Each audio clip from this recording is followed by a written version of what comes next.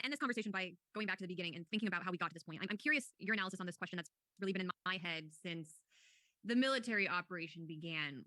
As you've already alluded to, for months, Russia has been making troop movements within its own borders, which people, including yourself, did say appeared to be leading up to this kind of intervention in Ukraine. Meanwhile, the United States was, through its media and intelligence services, hyping up this threat of war and using they were right it for once. Right. But I felt as though they were using it to undermine dialogue, to undermine discussions, and to say, well, that's why we need Ukraine and NATO. That's why we shouldn't be sitting down with the Russians in Geneva and continuing these talks. So at a certain point, Putin was bluffing, but he had to follow through. And I'm wondering when you think that shift took place, because obviously in the United States, a lot of people were looking at this just from the perspective of disbelief or mistrust for U.S. intelligence services, but maybe not totally understanding the way the Russian military and state works, and that it was actually very possible that they would go ahead with this kind of operation. So Russia has been pushing for 7 long years to get the Kiev regime to implement the Minsk Accords that would politically reconcile the country between the Kiev regime and the people of East Ukraine from the events of 2014. It would federalize the country, or at least the Donbass portion, provide protection for their cultural, political, language rights, but it would also allow them to have effective veto power on Ukrainian foreign policy, as would the rest, of the other areas of the country. So that would restore Ukraine to the neutrality that it had before 2014. It couldn't join NATO because East Ukraine would put a veto on that because they don't want to be part of an anti-Russian country. And it would prevent Ukraine from joining the Collective Security Treaty Organization, Russia's analog to that, or the Eurasian Union, or the Shanghai Cooperation Organization. It would keep Ukraine neutral. The West no longer accepts a neutral Ukraine. They have been paying lip service to the Minsk Accords for these 7 years while they told Ukraine, don't worry about it, because we are creating new facts on the ground with this military NATOization of the country. It's similar to how they deal with the Israelis and the Palestinians. They appear to be supporting negotiations while letting Israel continually take more territory. And continuing the Kiev regime shelling of the people of Donbass in an attempt to either beat them into submission or drive the rest of them into Russia. There was already some 2 million that fled there in 2014 and 15. So Russia saw this, and they saw it as a ticking time bomb. NATOization of the country, increasing military threats to the people of Donbass, and 7 years. So they made this last big diplomatic effort, and knowing that the U.S. only understands the language of force, they created this military buildup to, yes, it's coercive diplomacy, but obviously nothing else was working. In fact, one of the big things that set it off is the regime in Kiev has refused to implement even the most basic first steps of the Minsk Accords, like sitting down with the political representatives of Donbass and beginning dialogue. They refuse to sit at the same table.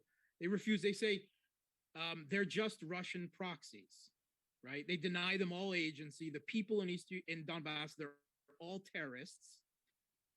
And, this dehumanizing rhetoric. And they say, we don't even know who they are. So for the last almost a year, Russia has adopted the same policy with Kiev. Zelensky, he's just a U.S. proxy. There's no reason to talk to him. We can only talk to Biden. We don't even know who Zelensky is.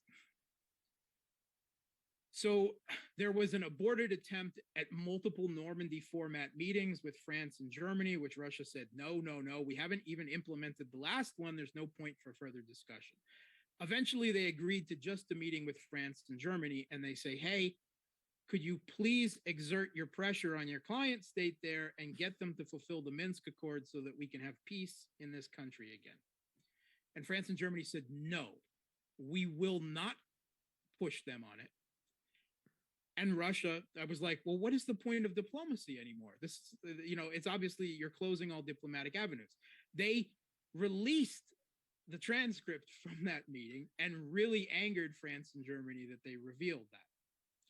So they went through this, big last-ditch diplomatic effort. And they're doing this as a last resort.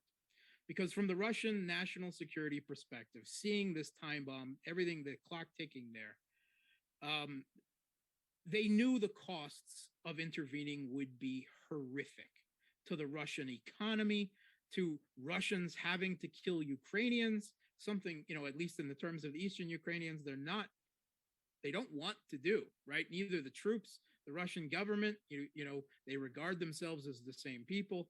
They don't want to be put in this position, but they see the costs of not doing anything now as higher than the costs of doing something.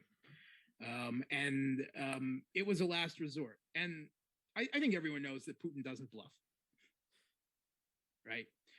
He tried and tried and tried for 2 months. The security guarantees with NATO, that was a maximalist demand, and he probably would have been able to walk back a few of those things, right? Like the demand that the U.S. removes nuclear weapons from Europe. U.S. has hundreds of nuclear weapons in Europe, for people who didn't know that. They probably would have walked back from a few of those points on NATO just to get the Minsk Accords passed, because at least it would de facto, rule Ukrainian admittance formally into NATO out, without NATO having to say that they closed their doors, without the regime in Kiev saying we gave up on NATO accession, just allowing the people of East Ukraine to quietly veto the issue. And that all failed, right? There was not a single bit of concession on these main things like the Minsk Accords and no further NATO expansion. So Russia launched the intervention as a last resort. And, it's not going to go well for Russia.